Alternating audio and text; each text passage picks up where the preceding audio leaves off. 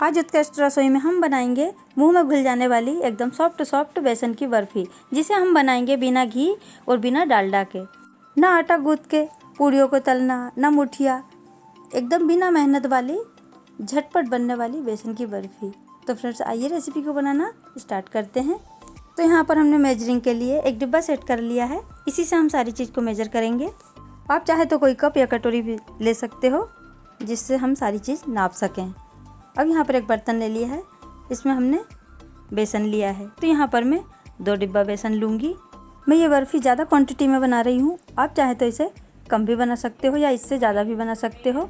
बेसन यहाँ पर हमने दरदरा लिया है। अगर आपका बेसन बारीक हो तो आप इसमें सूजी रवा भी डाल सकते हो। सूजी रवा हमें 1 किलो बेसन में 100 ग्राम डालना है, इससे ज़्यादा नहीं। अब यहाँ पर लिया है हमने सनफ्लावर ऑयल। सनफ्लावर ऑयल हमने लिया है यहाँ पर 500 ग्राम। ऑयल हम थोड़ा थोड़ा करके डालेंगे, एक साथ में हम सारा नहीं डालेंगे। हमने यहाँ पर थोड़ा सा ऑयल बचा लिया है, ज़रूरत लगेगी तो डालेंगे, नहीं तो रहने देंगे। अब यहाँ पर हम बेसन और ऑयल को अच्छे से मिक्स कर लेते हैं। आप सनफ्लावर ऑयल की जगह शुद्ध घी भी ले सकते हो या फिर डालडा भी। मैं यहाँ पर सजेस्ट करूँगी कि आप या तो इसे सनफ्लावर ऑयल में बनाएं या फिर शुद्ध घी में, दोनों ही चीज़ें सेफ़ है। अब यहाँ पर हम इसे अच्छे से मिक्स कर लेंगे। सनफ्लावर ऑयल में कोई स्मेल नहीं होती है, इसलिए हमारी मिठाई में कोई भी ऐसा टेस्ट नहीं आएगा जिससे कि ये लगे कि हमने इसे ऑयल से बनाया है। अब यहाँ पर हमने 500 ग्राम ऑयल लिया था, इसमें से 100 ग्राम ऑयल बच गया है। टोटल ऑयल हमें 400 ग्राम लगा है इतने बेसन में। अभी बेसन की कंसिस्टेंसी कुछ इस तरह से है। इसे हम जब पकाएंगे तो पकते पकते ये हल्का सा पतला पतला सा हो जाएगा। तो यहाँ पर मैंने गैस ऑन कर दिया है, पतीले को हमने चूल्हे पर रख दिया है। हमें इसे बिल्कुल लो फ्लेम पर पकाना है, हाई फ्लेम नहीं करें, नहीं तो हमारा बेसन जल जाएगा और फिर बर्फ़ी का टेस्ट ख़राब हो जाएगा। फिर आप मुझे कमेंट करके बोलोगे कि बर्फ़ी हमारी अच्छी नहीं बनी। अब आप देख पा रहे हो इसकी कंसिस्टेंसी हल्का सा ये पतला हो गया है। धीरे धीरे पकते पकते इसकी कंसिस्टेंसी चेंज होती जाएगी। अब आप देख पा रहे हो ये और भी ज़्यादा गीला हो गया है। जब बेसन हमारा पूरी तरह से सीख जाएगा तब ये बिल्कुल पतला हो जाएगा।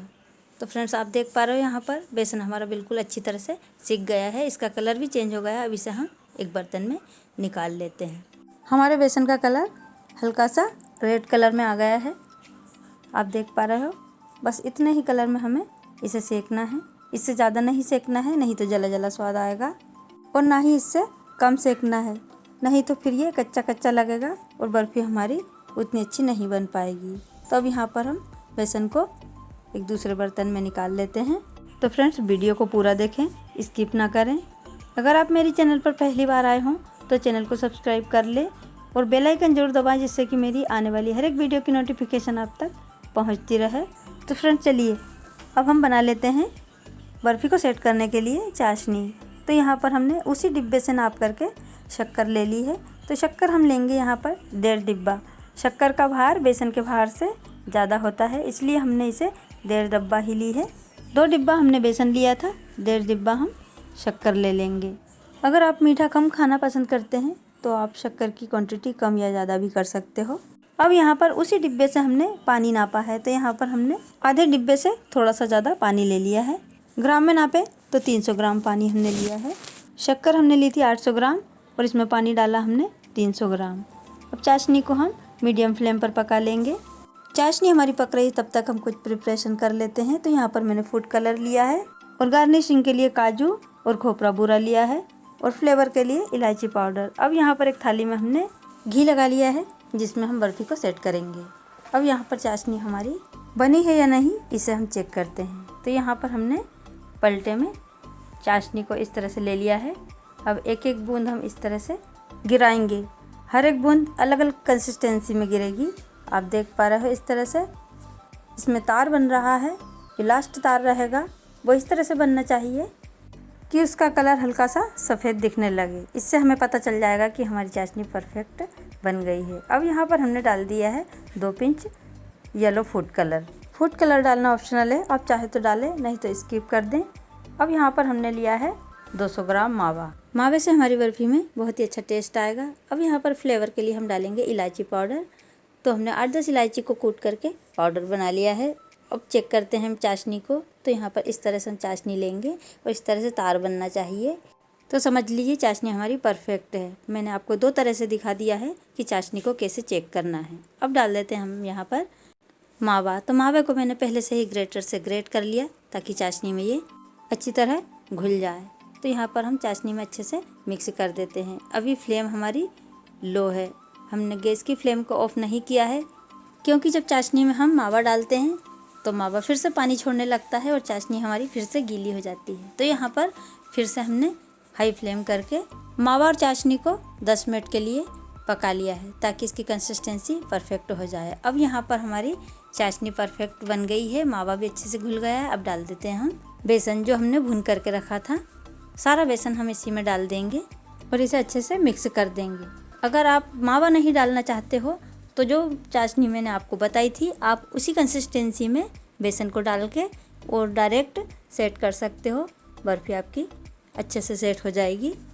अब बर्फ़ी को और भी फ्लेवरफुल बनाने के लिए हम डालेंगे यहाँ पर 100 ग्राम डेसिकेटेड कोकोनट, खोपरा बूरा। इसे हम अच्छे से मिक्स करेंगे।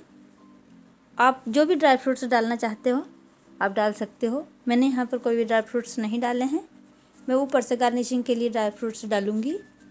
तो लीजिए सारी चीज़ों को हमने अच्छे से मिक्स कर दिया है। अब घी लगी हुई थाली में हम इसे ट्रांसफ़र कर लेंगे। थाली में हमने थोड़ा सा डेसिकेटेड कोकोनट डाल दिया जिससे बर्फ़ी हमारी और भी अच्छी दिखने लगे। अब यहाँ पर हम आधा बैटर इस थाली में सेट करते हैं। एक थाली और मैंने सेट करके रखी है, उसमें भी हम बचा हुआ बैटर है वो डाल देंगे। तो लीजिए यहाँ पर दूसरी थाली में भी हमने इसे ट्रांसफ़र कर दिया है। थाली को हम अच्छे से टेप करते हुए बैटर को फैलाएंगे और इसे हम आधे घंटे के लिए रेस्ट पर छोड़ देंगे। जैसे जैसे ठंडा होता जाएगा बैटर वैसे वैसे हमारी बर्फ़ी सेट होती जाएगी। तो फ्रेंड्स कैसी लगी ये रेसिपी कमेंट करके ज़रूर बताना। अगर आपको ये रेसिपी पसंद आई हो तो लाइक ज़रूर करें और मुझे सपोर्ट करने के लिए चैनल को सब्सक्राइब करें, वो भी बिल्कुल फ्री में। तो फ्रेंड्स लीजिए दोनों थालियों में हमने बर्फ़ी को सेट कर लिया है। अब बर्फ़ी को हम गार्निश करेंगे। तो यहाँ पर हमने गार्निशिंग के लिए लिए हैं काजू के टुकड़े। आप अपने मनपसंद के कोई भी ड्राई फ्रूट्स यहाँ पर लगा सकते हो या फिर इसे प्लेन भी रख सकते हो। ये बहुत टेस्टी लगती है, आप एक बार ज़रूर ट्राई कीजिएगा, सभी को बहुत पसंद आएगी। ऐसा लगेगा ही नहीं कि हमने इसे बिना घी और बिना डालडा के इसे बनाया है। अब यहाँ पर थाली को हम अच्छे से टेप कर देते हैं ताकि ड्राई फ्रूट्स हमारे अच्छे से सेट हो जाए। दूसरी थाली में हमने डेसिकेटेड कोकोनट स्प्रेड किया है। अब बर्फ़ी को रखे हुए 1 घंटा हो गया है। अब हम चेक कर लेते हैं बर्फ़ी सेट हुई या नहीं। आप देख पा रहे हो बर्फ़ी अच्छे से सेट हो गई है। अब इसे हम मनचाहे आकार में काट लेते हैं। तो हम यहाँ पर एक शार्प नाइफ लेंगे जिससे कि बर्फ़ी अच्छे से कट जाए। मैं यहाँ पर चौकोर शेप में बर्फ़ी को काटूँगी। चौकोर शेप में बर्फ़ी निकालने में आसानी हो जाती है। आपको जो भी शेप पसंद हो आप उस तरह से बर्फ़ी को कट कर लें। फ्रेंड्स बर्फ़ी हमारी बहुत ही सॉफ्ट मुलायम बन करके रेडी हुई है। काटने में भी एकदम आसानी से ये बर्फ़ी कट जा रही है। आपको मैं अभी एक बर्फ़ी तोड़ करके दिखाऊंगी कि कितनी सॉफ्ट है ये बर्फ़ी। हमारे एकदम मुंह में रखते ही ये घुल जाएगी और खाने में तो इस तरह से लगेगी कि आपने इसे बेसन नहीं मावे से बनाया है। लोग आपकी तारीफ़ करेंगे और पूछेंगे कि आपने ये बर्फ़ी कैसे बनाई है। बिल्कुल कम मेहनत में और सस्ते में हमने ये मिठाई बना करके तैयार की है। खाने में ये नहीं लगेगी कि हमने इसे सस्ती और कम मेहनत में बनाई है। बहुत ही टेस्टी मिठाई हमारी बनी है। आपको एक मैं तोड़ करके दिखा देती हूँ कि ये कितनी सॉफ्ट और मुलायम है। एकदम आसानी से ये टूट रही है। आप देख पा रहे हो इसकी कंसिस्टेंसी। कई बार जब हम बर्फ़ी बनाते हैं तो या तो बहुत ज़्यादा कड़क हो जाती है या फिर बहुत ज़्यादा गीली हो जाती है जिससे कि हमें चम्मच से खाना पड़ता है। हमारी इस बर्फ़ी में कोई भी शिकायत नहीं है। अगर शिकायत हो तो ज़रूर कमेंट करके बताएं। तो लीजिए तैयार है हमारी सॉफ्ट मुलायम टेस्टी बेसन की बर्फ़ी। तो इसे अब एक सर्विंग प्लेट में हमने सर्व कर लिया है। तो फ्रेंड्स एंजॉय कीजिए, खुश रहिए। मिलते हैं किसी और एक नई रेसिपी के साथ में। तब तक के लिए bye. Thank you for watching. Have a nice day.